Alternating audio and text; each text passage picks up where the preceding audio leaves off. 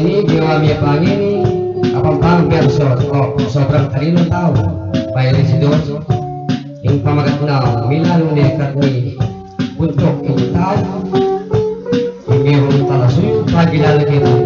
Rod Paluyo at Romy Along yung gitarista milalong nikat ni buntok tao hinggang bakikinig niya tumibabayo hingguan na kiyatanda na ang nakaranda pa nung misan makatelevise title ni pelikula aliwanag makatakot singga metong alimbawa ay earthquake ating exorcist title na panini mitakutan ako milano dekat ni muntok ngining tao uri ng anak mo'y tayan kapag malasan akaling wanaling mga di mayubayan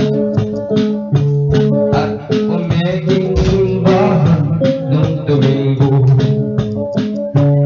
isyuning taong ngayon aliwanag ding aliwakas no karakay asawa ding aliwasa sa bulong pa